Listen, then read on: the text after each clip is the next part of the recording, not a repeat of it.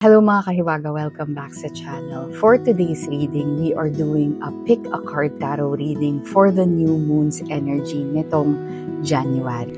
So just a quick tip, ang new moon ay about sa beginning, sa intentions at mga bagay na nagsisimula pa lang sa likod ng kurtina. Let's just say na hindi pa siya pinapakita out loud, hindi pa siya obvious, pero meron nang gumagalaw behind the scenes.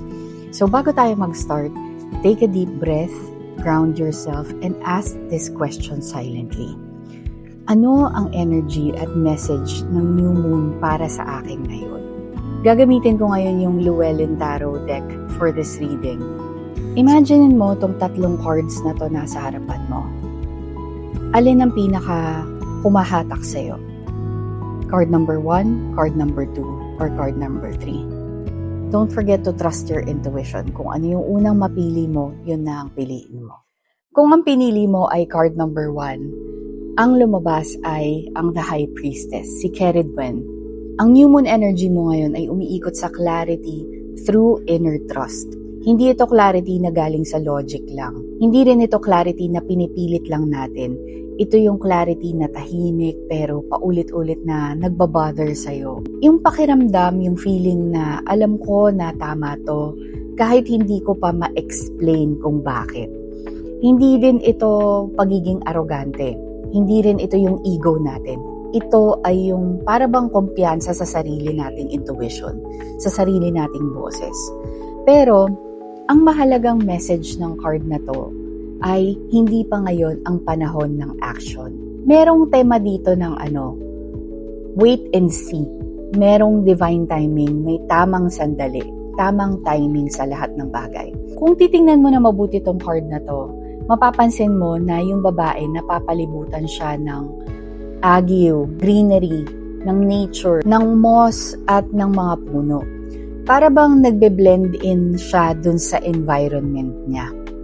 Ang interpretation ko dito, may mga bagay na umuusbong sa buhay mo, merong mga bagay na lumalago, pero hindi pa siya nahihinog. So kung pipilitin mo ngayon, maaaring masira yung proseso nun. So you can relate that sa work, you can relate that to relationships or love, you can relate that in family matters or money. Makikita mo rin na hawak niya yung isang libro, yung simbolo. Yung book na yan, isa siyang simbolo ng secret knowledge. Ang mga sagot na hindi pa natin alam, hindi pa alam ng iba, pero ikaw nararamdaman mo na.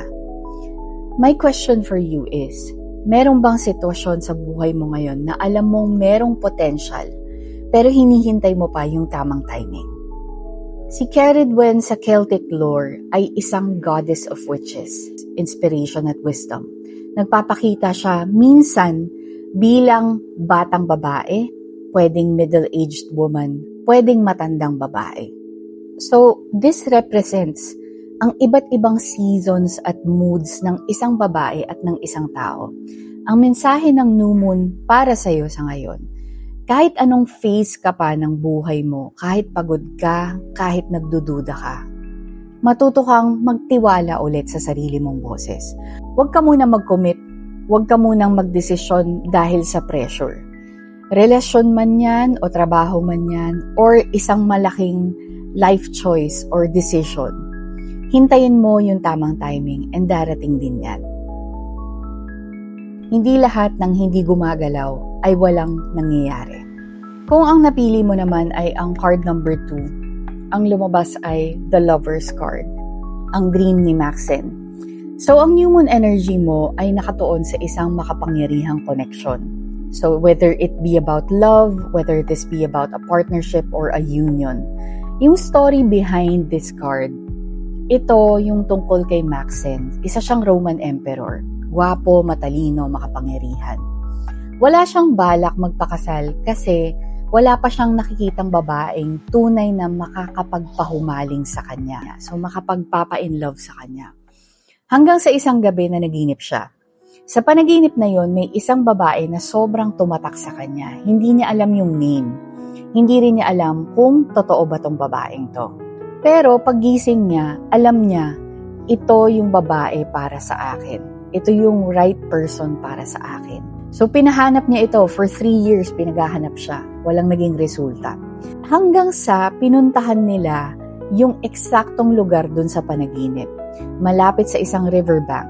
At doon na siya nahanap. Nahanap nila tong girl na to. Yung babae na magiging empress ng emperor. So yung message behind this card is, ang tunay na connection ay hindi minamadali. Hindi rin siya imaginary. Minsan, alam na ng puso natin bago pa makita ng ating mga mata. Kung may kausap ka ngayon, kung may tinatanong ka kung siya na ba talaga, kung meron kang nararamdaman na kakaiba dito sa taong to, this card tells us na may potential for real love here. Sa traditional meaning, the lovers ay union of opposites. Kung narinig nyo na yung katagang opposites attract, parang may magnet, positive at negative, araw at gabi. Magkaiba pero swak kayong dalawa. Hindi lang ito sa romantic sense. Pwede rin natin siyang i-relate sa friendship at sa work.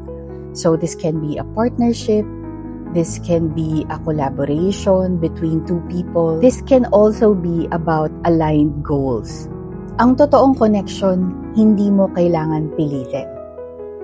Bago tayo dumiretso dun sa huling card natin, kung gusto mo pang makarinig ng mga tarot readings for reflection and insights, please don't forget to subscribe. At sana suportahan nyo rin ako by liking and sharing this content. Malaking tulong yan para sa channel. Back to the reading. Kung napili mo naman ang card number 3, lumabas ang 7 of Wands. Makikita mo sa card na to ang isang tao na tinutulak palayo ang mga kahoy. Parang pinoprotektahan niya yung sarili niya.